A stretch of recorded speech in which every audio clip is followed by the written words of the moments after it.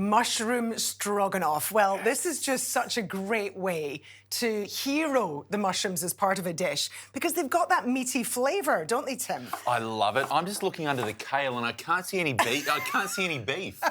There is no beef going in this recipe. All right. Just mushrooms, but look at this gorgeous selection. So if you can start slicing some for me, that'd be great.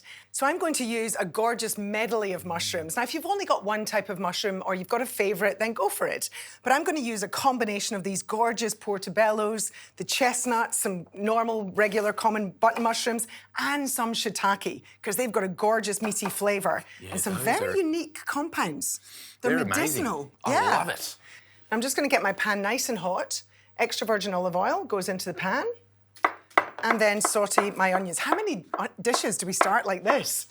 Every good dish starts with fried onions, I reckon. So often this is how we go, isn't it? I'm going to throw in some thyme. Okay. There you go. In go our mushrooms into the pan. And it may seem like a lot of mushrooms, but they will cook down, won't they? They do, exactly. Mushrooms have got quite a lot of water in them, so once you start cooking them, they will start cooking down, and some of that water will evaporate.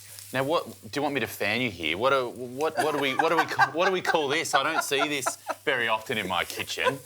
Well, do you know what? To be honest, you don't all see it very often in mine either. But the trick with kale is, one, you've got to remove this, the stalk. Lots of people think they've got to slice all that up and it's good for you. Just pull it off. It's bitter, it's tough to eat, you know, it's not really enjoyable. And then the trick is, I prefer my kale cooked rather than raw. If you're going to have it raw, you've got to massage it with oil, really try and help break down. This is a tough vegetable.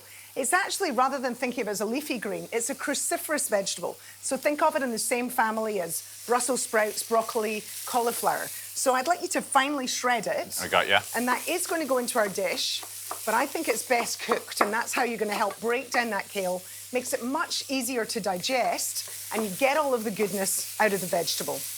Now I'm going to add in now my tomato paste into the side. Give that a little cook, and then it's going to mix in. It's really important to cook off your tomato paste first to get that raw flavour out of it. It's going to give a really lovely flavour to this. And I'm also going to add some Dijon mustard. Delicious. Actually, Tim, you could be making me up some stock, please, into that. Ooh, can do. That would be great. And some tamari I'm going to use instead of adding salt. So I'm not adding additional salt when I use tamari. That's kind of like a soy sauce. Gives a nice flavour, but it is very salty, so make sure you're not adding extra salt. I think one will probably be enough in there, Tim. One little packet. Perfect. And I'm ready for that stock. Thank you very much. There you go. Lovely. Pour in some stock. Now, what is interesting about this is that when you boil mushrooms in a liquid like this, it actually helps to break down the mushroom cell walls, and that releases not just the antioxidants, but also some of that very mushroomy flavour. And that's why mushrooms work so well in a sauce or in a dish like this. So we're just going to boil that down, and then I want the sauce to be nice and thick, so I am going to add a little cornflour. Make it into a paste first. So this, for people who need low or no gluten, this is actually a gluten-free dish. Yeah. And I'm going to pop in my cornflour, and I'm going to add in my nicely finely shredded kale. Give it all a good stir, a little bit more stock. Yeah, that's thickening up really, really well. Now, I want to serve this, you know, because it's me. I like some greens on the side. So I am going to add some broccoli too. Perhaps you could cut that into some little florets for me, Tim. And we're going to bring our water up to the boil. Now, you can cook. This is another of my questions I'm always asked. Is it OK to cook your veggies in the microwave? Yes, is the answer. Yes, it is. So you best preserve the nutrients in veggies either by stir-frying, by steaming, by doing it in the microwave. The worst way to cook these kind of veggies is to boil them. Fine if you're having a soup and you're going to be eating all of that liquid, but otherwise you're getting some of the water-soluble nutrients going into the water and then they're going down the drain. So best to do anything that doesn't involve throwing away the water that you're cooking the veggies in. So our broccoli will just go into our steamer. OK, I think we're ready for you to cook our rice. So I'm using that microwavable rice. Do you use this at home, Tim? I do. I've got a toddler at home. I don't have time to cook rice sometimes. This is a great cheat.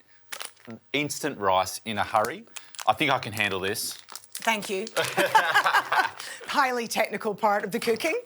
It is convenient. I think they're fantastic to have in your pantry. When you are cooking whole grain rice, look, it takes a lot longer than white rice, right? We can have a little bit of a clean up. Perhaps you could do me some parsley just to pop on the top. I'll chop you some parsley. And if you pass me the yoghurt, that is the last part. Ooh, there we go. So I'm turning off the heat, and then I'm going to add half a cup or so of yoghurt to my pan. That's a great little tip to use the Greek yogurt instead of a thickened cream. Bit healthier. Yeah. And it's just a delicious flavour. This is smelling amazing. The rice is ready. I'll grab that. We're ready to plate up. So I've got my broccoli, and don't overcook your cruciferous vegetables in particular. No. Oh, that is how you get those horrible sulphurous kind of flavours. You really want it to be still a little bit al dente. So, Okay. here's our brown rice. Rice in a hurry. Rice in a hurry, it is. Oh, look how deliciously creamy our mushrooms are. I love that for a vegetarian, plant-rich stroganoff. Yum. With some gorgeous greens on the side. Gorgeous. There we go. A little bit of parsley to finish. Fit for a king, don't you think? I think so. Plant-rich eating doesn't need to be difficult. It's so easy and it's so delicious. You just give it some love and think about what you can do. So we've got the really meaty mushrooms. You'll never miss the beef in your stroganoff. Served with whole grain rice, some greens on the side. Dinner's ready in a flash.